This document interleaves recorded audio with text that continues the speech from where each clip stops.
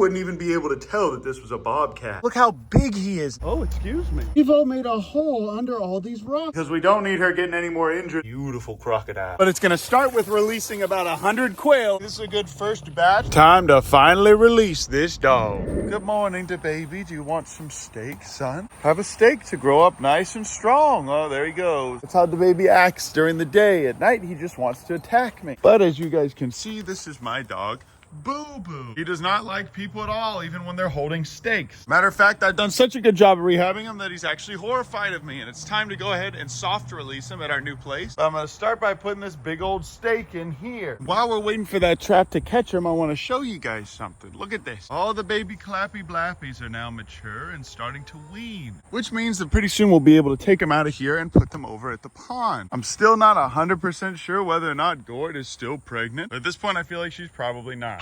So I'm gonna go ahead and put her with the rest of the cappies, but as you can see, the cappies have been pooping in here and in here because the babies can fit through these little holes here. So the babies have already been practicing swimming around in here as much as they want over the last week. As you guys can see, it looks like there's a little turtle hanging out in there. You see it? And this is my dog, Boo Boo. As you guys can see, Patrick and his girlfriend are still doing well, but she just kind of hides back there behind the grass. Boo Boo is getting bigger and stronger every day. Now that the pond is finally fixed and the jets are working again, thanks to Lamar from Prairie Creek Pond, can finally let Bevo or the cappies back in here because their poop is all going to get pushed over towards the wetland filter again. So we're going to be putting a lot of things back to normal here at the Urban Rescue Branch, but it's going to start with releasing about 100 quail at the new property for Boo Boo to eat. Get back, garbanzo beans!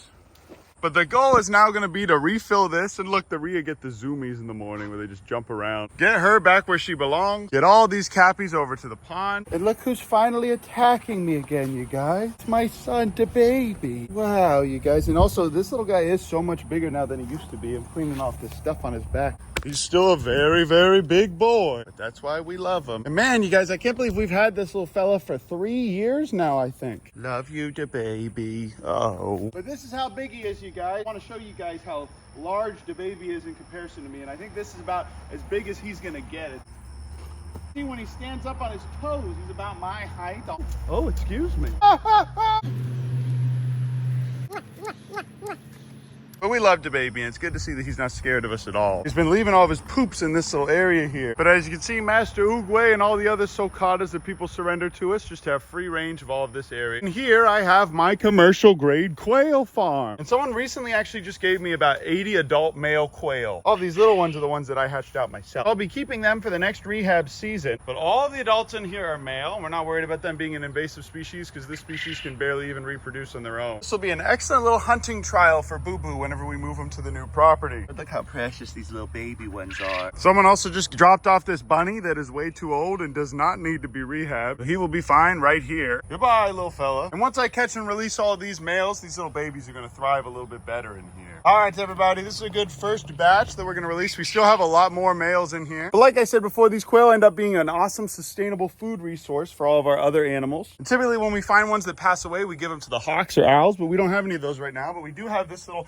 Nile crocodile that someone surrendered. Take a look at this, you guys. Look at this beautiful, beautiful girl. And as you can see, she's not quite comfortable eating them out of my hands just yet. This little one-armed alligator did eat recently. And our little blind caiman is still doing very well. She's sleeping over here. And Gustavo is actually very food reactive. Take a look at this. He'll actually come right up out of the water and jump for it typically. Look at that beautiful little bowl. This little guy was being kept in someone's kitchen in Tupperware. Look at that beautiful crocodile. We love you, Gustavo. Okay, goodbye. But he has this nice little setup here with sun all day basically. And look how cute he is. These are our little garbage disposals. Look at this big boy. All right, everybody. We just tried to chase Boo Boo around and actually catch him. That has proved impossible. I'm here with Wade fishing Garrett's brother, and Garrett has actually caught these guys with his hands out in the bush. And these guys have caught just about every animal, and neither of us could catch him. So that's how scared of humans he is. And what's good is this is reinforcing the fear that he has of humans. So when we release him at the new place, he's not going to go up to any other properties and go up to people. So I am just going to go ahead and leave a lot of meat right here at the end of this trap. And I'm not going to feed him until he's in there. But when he is in there, we're going to release him at the new property, and I'm going to show you guys that right now. And that's where we're going to have quail, and I'm going to fill up the pond. All right, everybody, this is the new property. As you can see, the last hot day day is behind us. The highs are now in the 80s. We're gonna be filling this up with well water, so we're not gonna spend any money on it. But as you can see, we're in the middle of nowhere here, surrounded by a big creek on this side and huge forests on this side. So this is the perfect place to release Boo Boo. We've already released a bunch of raccoons out here, and if he does escape, he's gonna be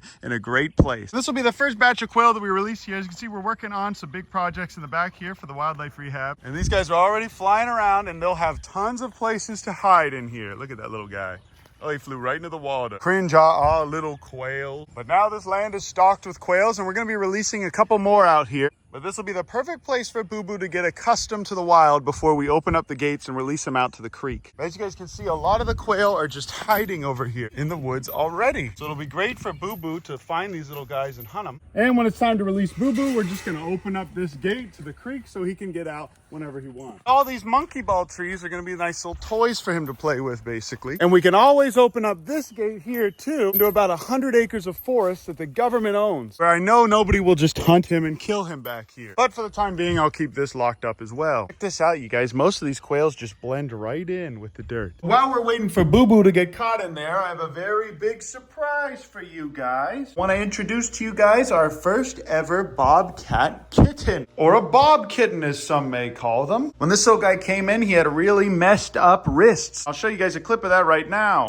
These are some little clips that I took for our vet partners to see when he first came in. As you can see, this guy had bad metabolic bone disease and it was affecting his joints. I'll show you guys more in-depth clips of this and how we treated it on the other rehab channel. As you can see, her joints were in real bad shape. Pretty cute, huh? And this front wrist is still pretty bad, but it's healing up slowly but surely. And the person that surrendered him to us initially surrendered her because her back legs were messed up. And I'll show you guys a clip of that. As you can see, she could barely walk and she definitely couldn't jump at all. I didn't want to film her at all until I knew that she was making a recovery, but she's now doing so much better. And when she first came in, she had horrible metabolic bone disease because the person that was trying to raise her illegally or from the pet trade was not giving her the correct diet. These guys need tons and tons of calcium even when they're babies. She's doing so much better. And just like Boo Boo, we get to take care of this little girl for the next several months. You're getting touched if you don't like this video. This is basically just a little wild Tibby, you guys. And by far my favorite little creature that we've had here at the rescue. When she first came in, you guys, she couldn't even run around and jump. And now she's running around like crazy, and she's not just walking on her wrists anymore like she was when she first came in. We get the wonderful privilege as wildlife rehabbers to raise this little girl for the next several months until she's ready to go back to the wild, at least until next spring or fall. And there's even some other rehabs that might be transferring another little baby to us so that she can have a little friend and stay wild. But I've been waiting until that little paw of hers heals up before we do that, because we don't need her getting any more injured than she already is. But in here, she actually gets plenty of sunlight and vitamin D, which is so important for digesting that calcium. The person that was taking care of her before didn't give her calcium or vitamin D. They just gave her raw meat. And that's why she was walking on her wrists like that. And bowed front legs are pretty common in little Tibbies, especially tigers and other big cats that are getting an inappropriate diet because people don't know how to feed them. Specifically, you see this a lot in backyard zoos and zoos in undeveloped countries. She also just finished her antibiotics, so now she is just a healthy little Tibby. I love her. So there it is, you guys. Please pray that she continues to heal and recover, and then we get to take care of her and educate people with her for a very long time. But honestly, if it wasn't for the ears and that tail, you wouldn't even be able to tell that this was a bobcat. And that's how a lot of them get brought into rescues. Also, Pepe is still fat and thriving. This little girl is now on the correct diet of zoologic milk, a chicken puree. Missouri actually makes a bobcat feed that I'm trying out on her. They actually have an exotic feline diet. Look at that. But this is what I'm feeding this little chubby Tibby. She gets the zoologic diet, the carnivore supplement, and reptile calcium with vitamin D if I give her this raw meat or ground beef. But the reason why this little girl is so friendly is because she was being raised illegally or in the pet trade for a while before someone surrendered her to us because of her little leg issues. And my rehab mentor specifically for carnivores told me that this little setup plus the zoologic instead of Fox Valley is a lot better if they start to get metabolic bone disease. And our vet partners don't really help us with every animal that comes in, but I always get texts and calls back from the vet immediately whenever something like this comes in. But in the next video, I'll show you guys us releasing the coyote